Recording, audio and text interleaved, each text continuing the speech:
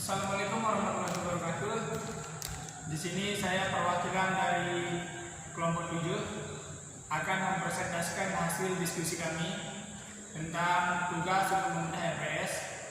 Sebelumnya saya memperkenalkan diri dan anggota saya. Saya sendiri atas nama Anwar Rasid sebagai pemateri, kemudian Alifia Nurisan, Alfarizi, dan Alfrah Amelia. Dalam tugas membedah RPS ini, kami menggunakan RPS Sekolah Dasar Negeri 1 Sekongkang, Sumbawa Barat, tahun 2018. Yang pertama untuk melihat analisis SWOT yang ada di dalam RPS ini. Lebih dahulu kita mengetahui apa sebenarnya analisis SWOT tersebut. Jadi SWOT adalah singkatan dari strength atau kekuatan, weakness, kelemahan, opportunities, peluang, dan threat, ancaman. Jadi bisa diartikan bahwa analisis SWOT ini adalah sebuah analisis atau cara kita menganalisa sebuah perencanaan tentang untuk melihat apakah kekuatan, kelemahan, peluang, serta ancaman yang ada dalam suatu perencanaan tersebut. Dalam hal ini adalah RPS ini. Kemudian di dalam RPS ini kami melihat analisis SWOT-nya ini. Yang pertama adalah untuk peluang dan ancamannya. Kami melihat dari sisi analisis lingkungannya.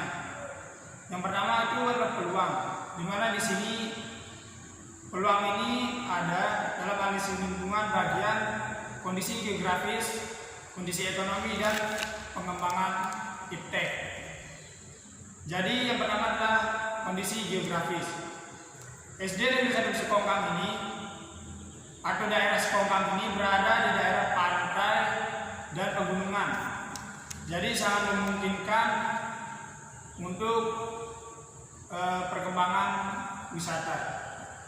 Sehingga nanti diharapkan ketika wisata ini dapat berkembang dengan dukungan kondisi geografis yang mendukung, diharapkan ekonomi masyarakat Sekongkang akan menjadi lebih baik lagi.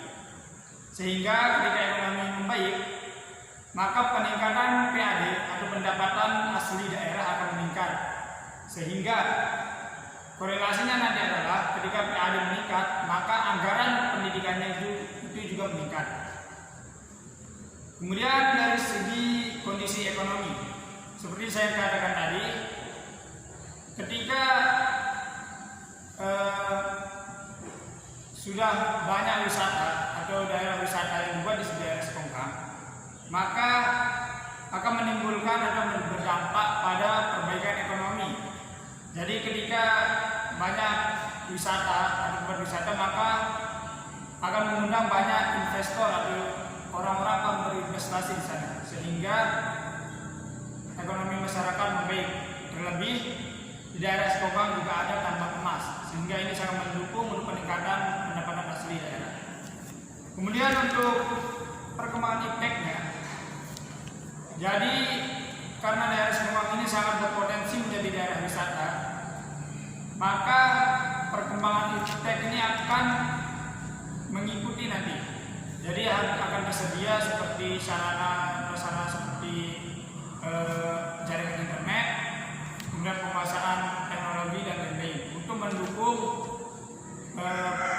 pemajuan pariwisata di sana. Itu untuk peluangnya, sehingga ketika aspek ini ketika berhasil dikembangkan, maka akan berdampak baik terhadap pendidikannya.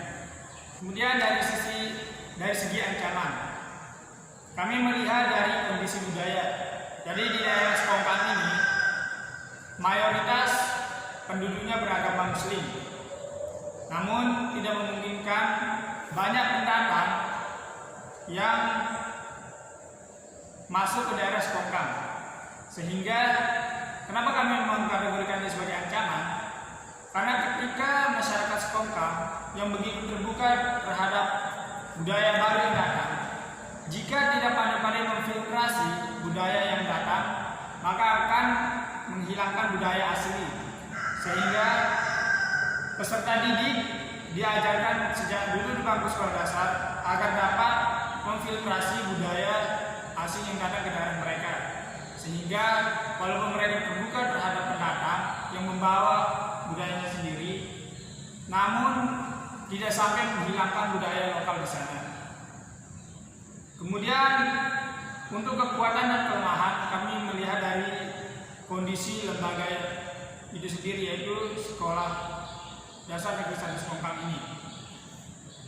Dari data 3 tahun terakhir, yaitu tahun 2016, 2017, dan 2018, kami melihat dari sisi kekuatannya, yang pertama yaitu prestasi yang diraih oleh sekolah ini, lebih khususnya prestasi yang dihasilkan oleh siswa-siswanya.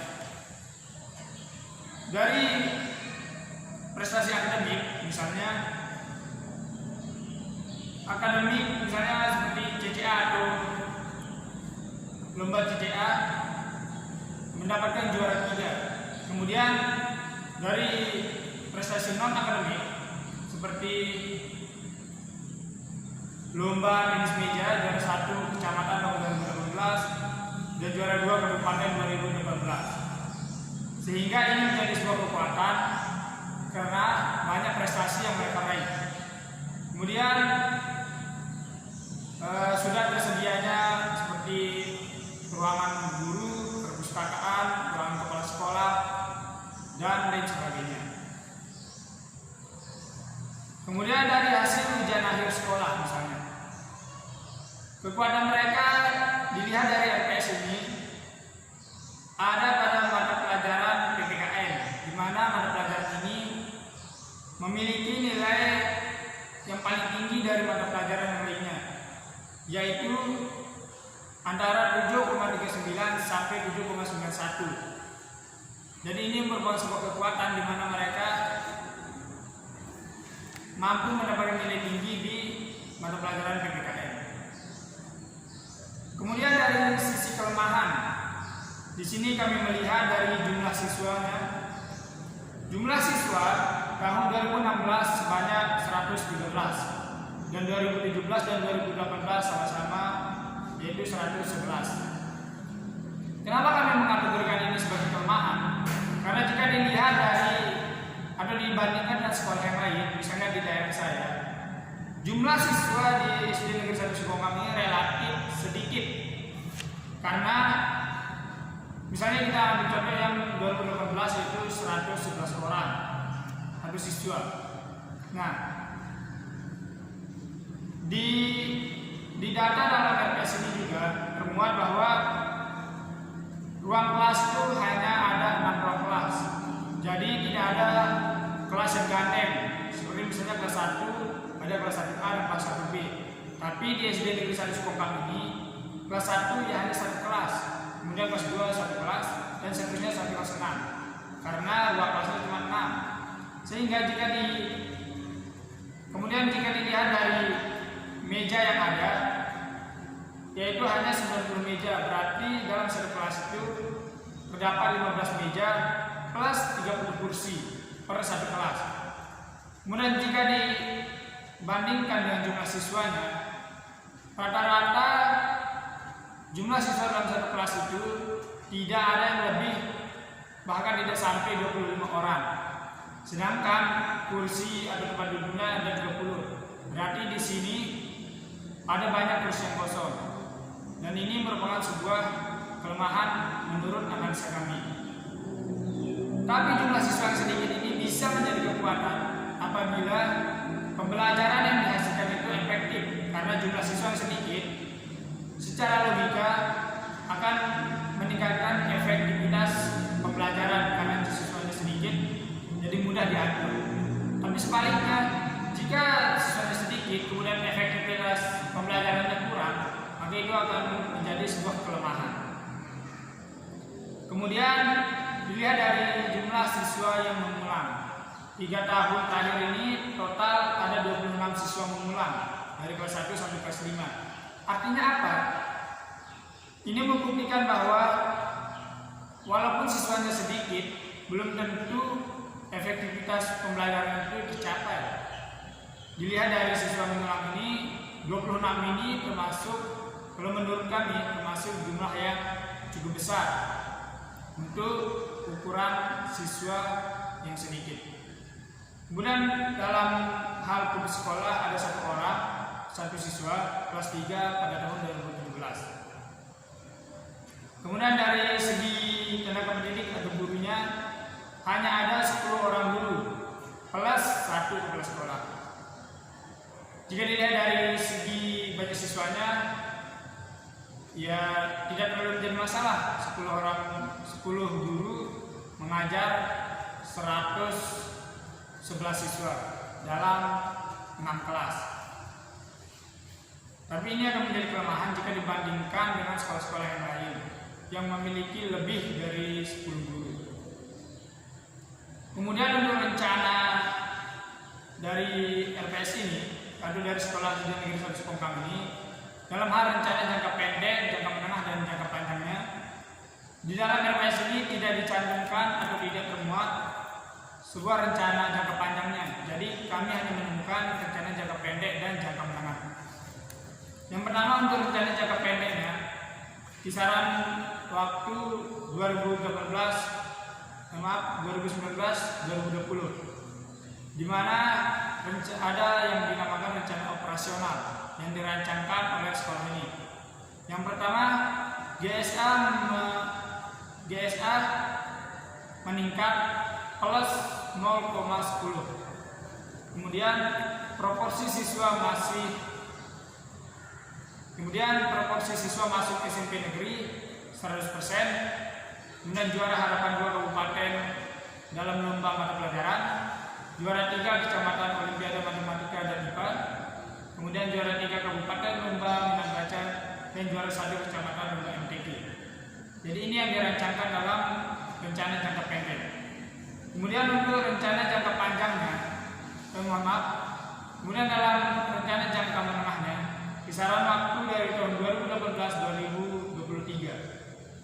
Berarti di sini ada jangka waktu 5 tahun.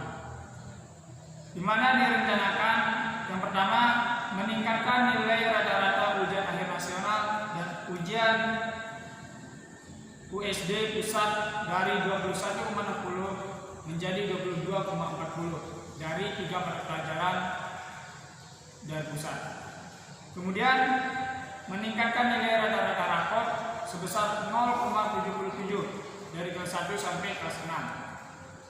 Kemudian mengoptimalkan 75% potensi keterampilan budaya lokal. Yang selanjutnya membiasakan siswa kelas 3 sampai kelas 6 berbahasa Inggris sederhana. Dan ini juga untuk menunjang dari sisi pariwisata yang tadi. Jadi anak-anak di sana disiapkan agar mampu bersaing atau mengelola potensi lokalnya sendiri. Salah satunya dengan mampu menguasai bahasa Inggris.